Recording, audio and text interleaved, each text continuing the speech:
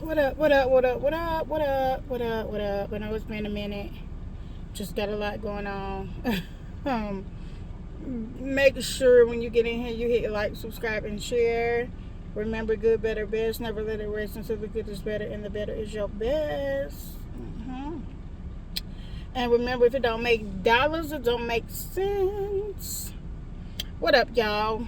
I just wanted to get on here briefly just to inform you guys or to let you know what's been going on with me. So as some of you guys know, I've been trying to buy a house. It's really hard. The process is draining. But the house I'm currently renting now, I pay almost $1,600 a month rent. The house needs work. Like, the house needs work. Like, I have kids. Like, my kids done tore the blinds up, but I'm going to replace the blinds when I move out. But everything else in the house just fell apart as I've only been there a little over a year.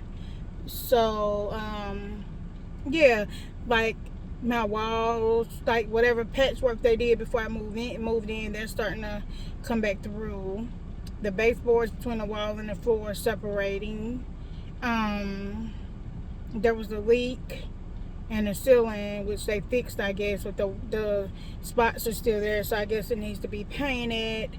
What else? My drains are always clogging up. Now my air isn't working. My windows broke because the type is the older house, so the windows like slam down. Like, I tried to lift them up shortly after I moved in the house, and it lifted up, but my son let it go and it just dropped down because there's a rope that's supposed to hold it up, but the rope is not there. So when it dropped down, the window cracked, and I left it alone. But as time went on, the crack got bigger, a piece of glass fell out. Eventually the full pane fell out or whatever. So they took them months of me putting in work orders to for them to come fix it or whatever. So they finally came and fixed it like maybe a month ago. Now they're trying to charge me $300 and some for the windows, to fix the stair rail that broke off, that was poorly done before I moved in. What else did it say? Something about the drains, or repeated issue with the drains. They're trying to charge me $300 now. I feel like most of this stuff is coming about because, as you guys know, a while back I had went to the rent office when my cabinets that fell off the walls to inquire about my cabinets. And I walked in and the lady was talking about me, like, just talking about me like I did something to them because I'm coming to check on my cabinet. So they didn't know I was there. So I walked in on them. We had a few words or whatever. And I let her know, like, that's unprofessional. Like, why are y'all in here talking about me like I'm a bad tenant or something? I said, I pay my rent on time. I don't bother y'all. I don't ask y'all to fix every little thing. Like, most of the time I get the shit done myself. So that pissed me off. Ever since then, I was like, you know what? I'm about to move. Like, I'm not about to stay here and then want to fix the house and it's taking forever to fix it. So I said I wasn't going to sign another lease. Ever since I didn't sign that lease in April, which was when my lease was up, they went up on my rent $100. That made my rent almost $1,600. And it's like every time I put a request in for them to fix something, they want to charge me for it. Okay, fine. So I've already been trying to buy a house. The process is going a little slower. So I'm not quite ready yet, but I'm like, I got to get out of this house because, for one, I'm paying a lot of money. For two, the house is huge. It's a lot of space. It just needs a lot of work done to it. So I've been looking for an apartment or another house, 3 to 4 bedroom house. It's hard for me to find a 3-bedroom house or 4-bedroom house because everybody that manages these houses, they want to run a credit check, which I don't mind. Like, my credit is going up, but I don't want no inquiries on my credit. So I'm trying to find somewhere where they don't really run my credit. So I applied to these apartments. It's called the Parkton or whatever, and they got 3-bedroom, 2-bath apartments. And I applied for them a few years ago and I got denied because of my credit. So I'm like, cool. I think that's when I had moved in to one of my other properties that I moved into. I move a lot, and it's not by choice. It's just like something that's always happening with me in these rental properties. So yeah, I applied a few years ago and I got denied because of my credit. Cool. I ended up finding a house or whatever. Moved into the house. Now that I'm trying to move again, I've been applying at apartments that been having availability for 3 or 4 bedrooms. I really wanted a 4 because I got my niece, my 3 boys, and my brother, but I couldn't find a 4. So I've been applying at places, and then they called me back, or they didn't call me back. I did an application this time online. They did hit my credit, it was too late. By the time I realized it was going to run my credit, it was already too late. I was like, man, they ran my credit. I hope I could approve. So I got pre-approved. I paid the deposit. I submitted all my pay stubs and things like that. I haven't heard anything back yet. So expected, I signed a lease and everything. So I'm expected to move in. It was on the 10th, but now it says the 16th because I guess someone's still in there and they got to get the apartment ready, whatever the case may be. I didn't even go look at the apartment because I looked at the apartments before. So I'll go look at the apartments or whatever, because at this point I gotta get out of this house. And the apartment isn't that much cheaper. It's a little bit much. It's like $14.44, I believe it was. $14.44, something like that. So it's not that much cheaper than where I'm staying at now. But I'd rather go somewhere and pay a little more or a little less with less space than to be stressed out, for one. And so it's a 3-bedroom, 2-bath apartment. This complex. They got a pool. They got a little water park or whatever. The little park where the kids can play. I was really hesitant about going to an apartment because I haven't stayed in an apartment in so long. Well, it's been a long time. But I only signed the lease for a year because I plan to be out within a year. Hopefully before a year I'll be able to be signing and closing on my house or whatever. So that's the reason why I did it. Another thing that I wanted to come on here and say is that I move a lot. It's just always something happening. I remember, let's see, where I go back to. There's one townhouses I stayed in when I met my boyfriend Mike. I moved out of there. Why did I move out of there? I needed more space. It was only 2 bedrooms. I needed more space, so I moved from there. And I moved, I believe, to Vine Street. Vine Street, that house was cool. It was 3 big old bedrooms upstairs. It was a room downstairs you can use as a bedroom or office. The kitchen was a little laid out, was weird, and the dining room was huge. The layout was kind of weird, but it was a lot of space. I moved out of that house because raccoons took over.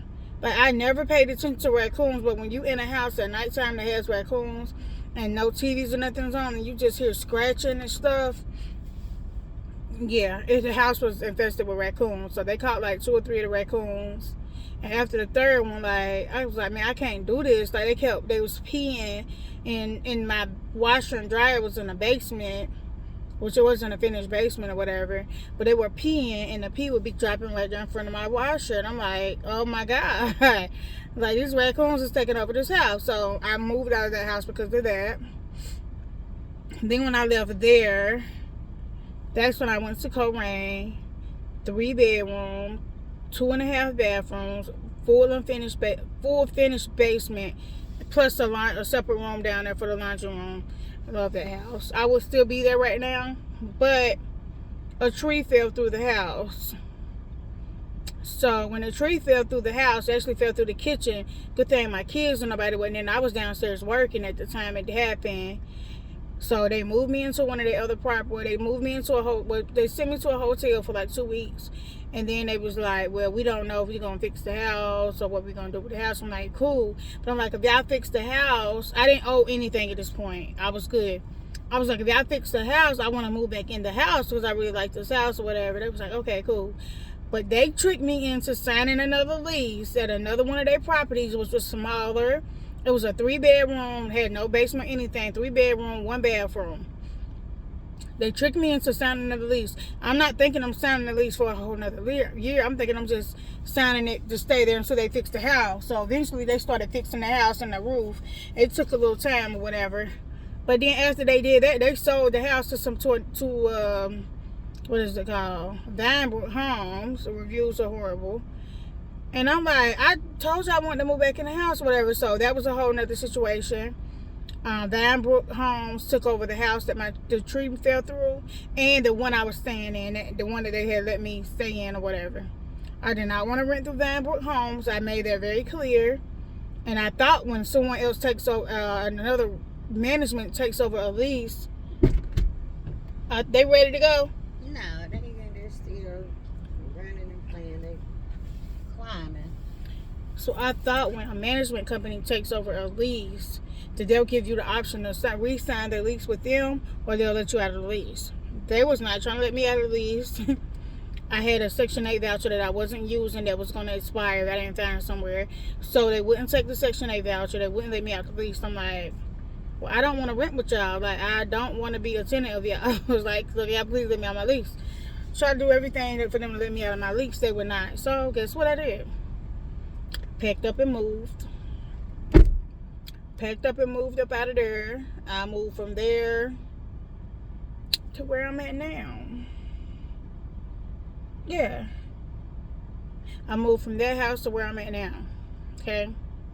And now I'm having some same issues. So I don't know if it's just me just not renting. But these places that I'm renting from, the reviews are mixed, but it's not like a slumlord or anything. It's not like a private owner or anything. There's just management companies that manage rental properties that have like a big name. Like they have like a realty property where they sell properties and stuff. So, but yeah. So yeah, I have moved quite a bit. Like if I'm not happy somewhere, I will get up and go. And a trick to not getting evicted. Like, I know they're not going to give me my deposit back because they're already trying to charge me for the windows and things like that. So I'm like, do I pay my rent this month? And not, because I know they're not going to, I've never gotten my deposit back. Even when I've done it the right way, they found a reason not to give me my deposit back. So I'm like, I'm going to end up paying my rent this month, moving out, giving a 30-day notice, and they're not going to give me my deposit back. So I'm going to be basically out $3,000 when I move out this house. So a good way to avoid getting an eviction on your record, you may still owe them money, but what they're going to do, send you collection notices or whatever, it's not going to go to your credit. I've never had any time I've moved out of the house go to the credit report or credit or whatever.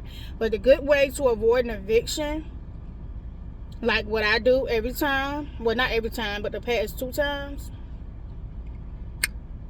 I let them know my rent is going to be late. Of course, you're going to have to pay a late fee or whatever. I let them know, hey, my rent's going to be late. They're going to send you a 3 or 5 day notice, some 10, whatever. I think it's like a 3 or 5 day notice. So what I normally do, I'm already packed. I'm already planning on moving. My stuff is packed. I'm almost out the house. By the time they put that 3 day notice on my door, I'm out within that 3 days. They're not going to file an eviction. I'm going to let them know, hey, I'm out that property, blah, blah, blah. They're not going to file an eviction. They're only going to file an eviction on you if you're not out within that notice, the 3 or 5 day notice after you don't pay. It works every time. But you got to be prepared. You got to be, like me now, I'm packing now. My rent is due on the 5th. I was like, man, I'm going to pay it because they're taking forever at the apartment. I said, I'm going to pay it. But I'm like, nah, because I'm going to be out $3,000. I don't got $3,000. I'll just be giving away. They're going to keep my first month's rent and my deposit anyway. So I'm already packing my stuff. I'm going to have everything packed up. I'm going to have to throw all my furniture and stuff out that I'm not taking. Have the city come pick that up. And by the time they give me a 3 day notice on the 6th, I'll be out by the 9th.